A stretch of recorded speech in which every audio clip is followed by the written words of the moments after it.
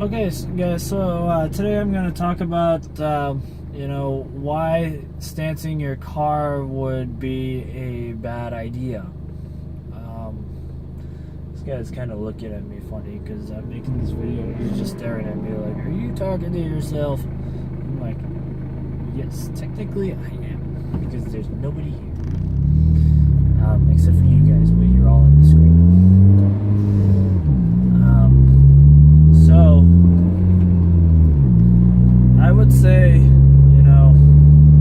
wait, what was my topic again? Dang it. Oh, yeah, why do people, why is stancing your car is actually a bad idea? It's a bad idea, mainly, I think it's a bad idea because a lot of times,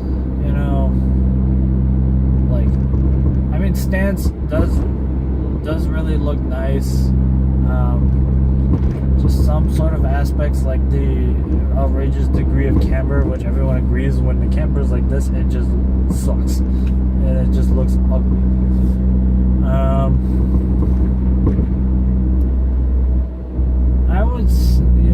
I think it's mainly a bad idea because whenever you drive it, your car is, a lot of times it's so low, especially if you're living in a place where the roads aren't like smooth, where they have a lot of cracks,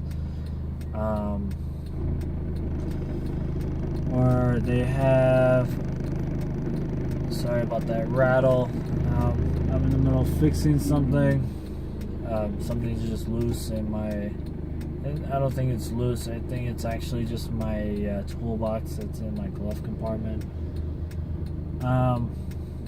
Stancing your car mainly, when you're driving on the road, it's generally a bad idea because if you stance your car, it looks nice, but when you're driving on the road, it's generally impractical because a lot of times you'll be hitting the bottom of your car, and that could usually hit your front lip, your frame, any of your strut bars, any part of your chassis that's underneath your exhaust. You could actually crack a CV joint.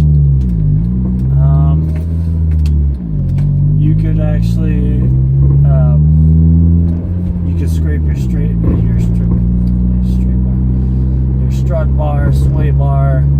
You could also scratch your rear diff if you have one, but a lot of times you'll only end up scratching your rear bumper. Basically everything underneath will get destroyed. Even if you had a skid pad, you will hear nothing but scrapes.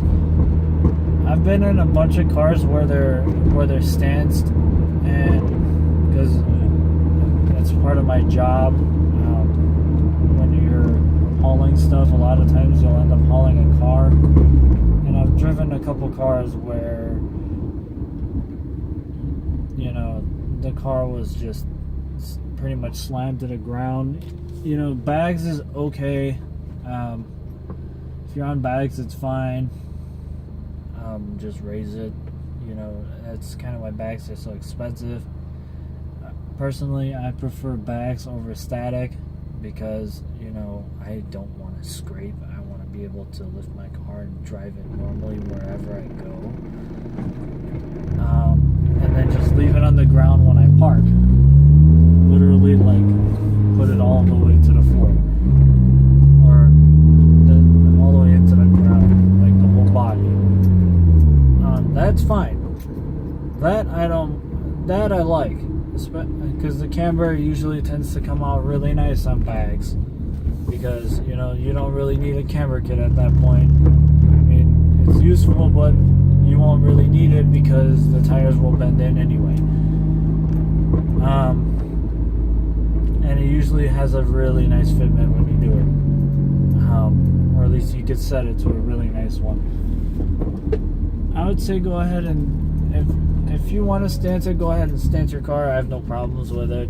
I just think it's a bad idea because a lot of times you will be scraping. It is impractical to drive. The ride is generally very bumpy because if you're not on bags, it's very bumpy because you're not, like, if you're not on bags, it's generally pretty bad because it's generally bad because you're not dang it, your car's not adjusting, it's not absorbing the shock, so it's always going. It's kind of like a bicycle with no struts. If you've seen a road bike, and you've probably seen how rigid they are when they ride, especially a road bike like a one with no shocks or anything. It's very like rigid. You feel literally everything.